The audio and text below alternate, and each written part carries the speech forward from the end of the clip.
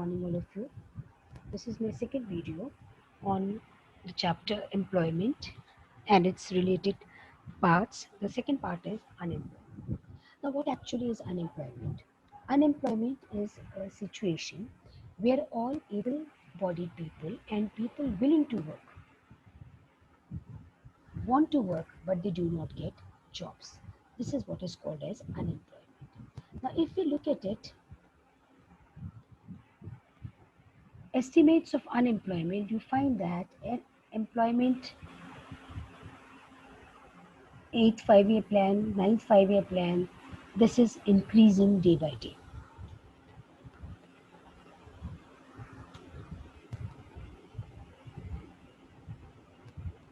What are the causes of unemployment? We find unemployment exists both in rural areas and urban areas. The main causes are faulty employment planning. Our predecessors, when they were planning in the planning commission, when planning was being done, I must remind you now that now we do not have the planning commission. We have Niti Aayog, which guides. The planning, employment planning is faulty. We do not take into consideration what is going to, extrapolation is not done, what is going to be the population, working population after so many years. So the employment planning is faulty. After LPG policy, we find that we were giving more on the globalization. MNC companies were coming and they were more concerned about the output.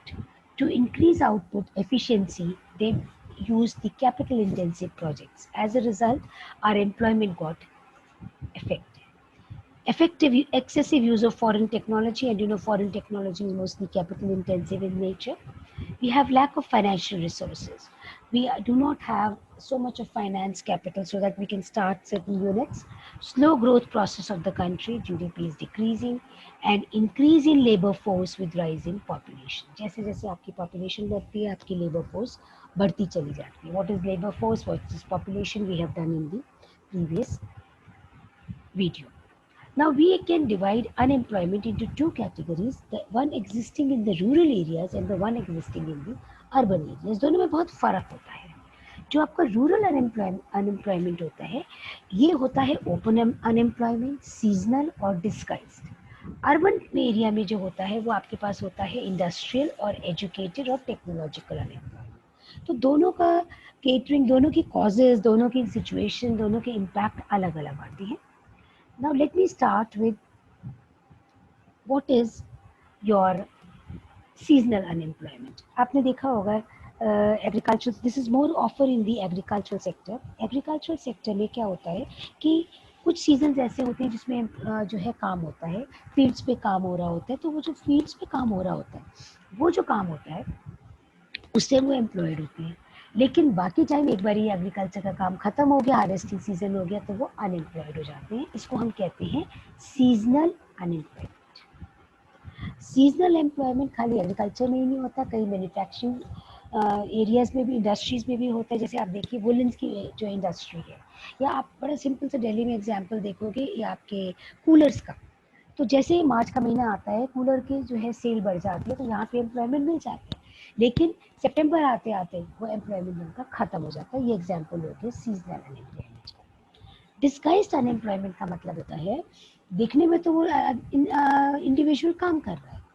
जैसे एक आपका piece of land है, उसमें 4 labour काम करते हैं तो 80 ton जो है प्रोडक्शन होती है. 5 लेबर काम करते हैं फिर भी 80 टन होता है. इसके मतलब 5वें लेबर का कंट्रीब्यूशन क्या है आउटपुट में? 0. लेकिन वो काम तो कर रहा है. तो इस सिचुएशन को हम क्या कहते हैं? इसे हम कहते हैं डिस्गाइज्ड अनएम्प्लॉयमेंट.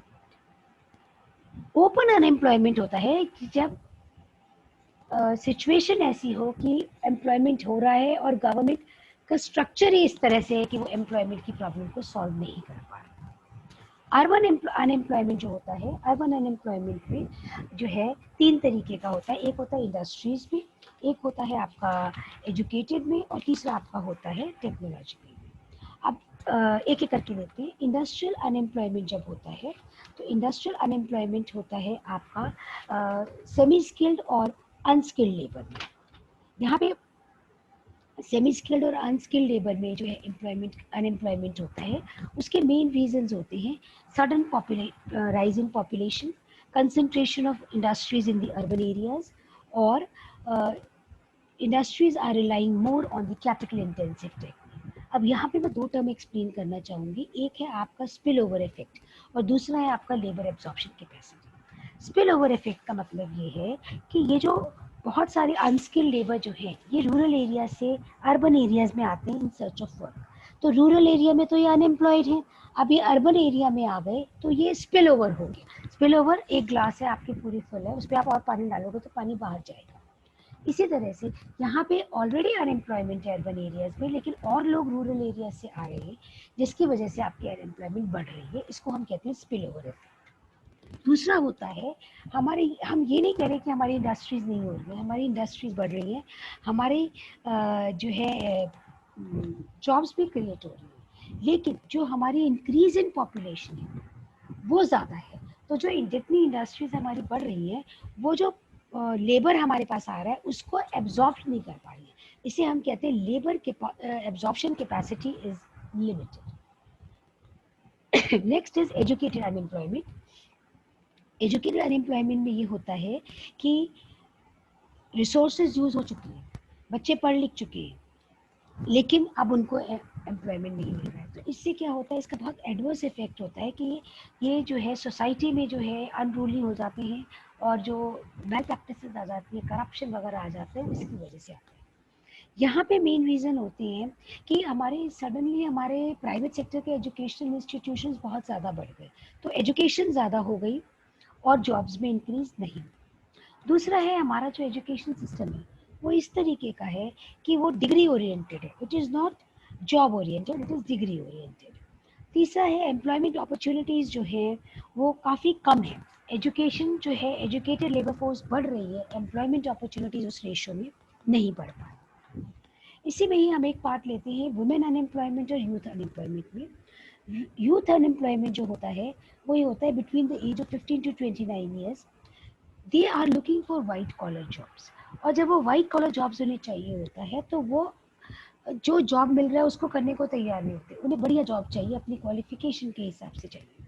अब ये जब उनको नहीं बनता है तो यहाँ पे जो है it drives them towards anti social activities. आपने बहुत सारी पिक्चरें देखी होगी, पहले होती थी अमिताभ बच्चन ने पढ़ाई पढ़ाई लिखाई कर ली है, हीरो है, वो पढ़ चुका है, टॉपर है, यूनिवर्सिटी में उसको गोल्ड मेडल मिला है, लेकिन उसको कोई नौकरी नहीं मिलती। फिर उसकी माँ बीमार है, उसको दवाई के लिए पैसे चाहिए, तो वो अपना गोल्ड मेडल बेच देता है, अपनी डिग्री बेच देता है। ये सारे these are the realities of the economy, educated unemployment. Technology और वुमेन अनएम्प्लॉयमेंट में ये होता है कि 22% of the women are hardly employed in the country because women are more busy with the domestic works. उनके पास इतना टाइम नहीं होता, वो अपनी फैमिली को ज़्यादा इंपॉर्टेंस देती हैं, तो वुमेन अनएम्प्लॉयमेंट आपके पास हो जाता है। अब ये जो टेक्नोलॉजिकल अनएम्प्लॉयमेंट है ये तब होता है जब आपकी टेक्नोलॉजीज में चेंज आता है। अब जैसे आप देखिए ये आपके कोरोना टाइम्स आया, तो इस कोरोना टाइम्स में हम लोगों को तो ऑनलाइन क्लासेस का नहीं पता था, हमें तो जूम भी नहीं पता था, तो हम लोगों ने ये चीज़ें सीखी। तो इसकी वजह से जो लोग कोप नहीं कर पा रहे वो टेक्नोलॉजिकल अनएम्प्लॉयमेंट की कैटेगरी में आ गए। हम लोगों ने जिन्होंने कोप कर लिया, सीख लिया ये चीज़ें, वो है आपके, वो एम्प्लॉयमेंट में है, अदरवाइज वो बाकी हो गए टेक्नोलॉजिकल अनएम्प्लॉयमेंट। इसके साथ और भी चीज़ें होती हैं, जैसे फ्रिक्शनल है, साइक्लिक अनएम्प्लॉयमेंट है। फ्रिक्शनल तब होता है जब आपने एक जॉब छोड़ा और दूसरा जॉब आप ज्वाइन करने के बीच में आप कहते चलो 20 तारीख हो गई है, फर्स्ट डे हम ज्वाइन करेंगे, तो वो जो 10 दिन के लिए शॉर्ट ड्यूरेशन के लिए जो अनएम्प्लॉयमेंट होता है उसको हम कहते हैं फ्रिक्शनल अनएम्प्लॉयमेंट। एक आपका होता है साइक्लिकल अनएम्प्लॉयमेंट। जैसा कि आपको पता है बिजनेस साइकिल जो होती है, बिजनेस की साइकिल होती है, साइकिल की तरह से चलती है वो, तो उसमें जो मैक्सिमम एक्टिविटी होती है उसको हम कहते हैं boom in the economy, more activities, और जब कम हो जाती है तो उसको हम कहते हैं डिप्रेशन। तो बूम से वो धीरे धीरे रिसेशन पे आता है, रिसेशन से डिप्रेशन पे आता है, डिप्रेशन से फिर रिकवरी करने की कोशिश करता है, वो हो जाता है आपका साइक्लिक अनएम्प्लॉयमेंट। नेक्स्ट है आपका अब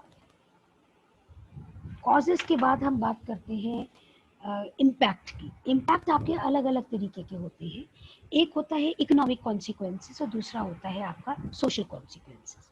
तो जो इकोनॉमिक कॉन्सिक्वेंसेस होते हैं, एडवर्स इफेक्ट, इकोनॉमिक कॉन्सिक्वेंसेस होते हैं जब कि जो मैन पावर है उसका यूटिलाइजेशन नहीं हो रहा है, आउटपुट हमारा कम हो रहा है, कैपिटल फॉर्मेशन जो है हमारी लो है और हमारी प्रोडक्टिविटी लो है। जो सोशल कॉन्सिक्वेंसेस होते हैं उसमें हमें ग्रेटर इनइक्वालिटी हो जाती है आपकी, फिर सोशल अनरेस्ट हो जाता है, लॉस ऑफ ह्यूमन रिसोर्सेज हो जाता है, क्लास स्ट्रगल हो जाती है और पावर्टी आपकी बढ़ती जाती है।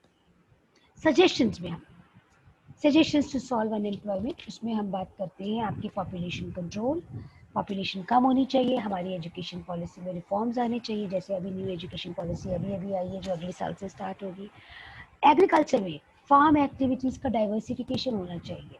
रूरल क्रेडिट के चैप्टर में आप अच्छी तरह से पढ़ चुके हो what do you mean by diversification of farm activities. और इंडस्ट्रियलाइजेशन आपको बढ़ाना चाहिए।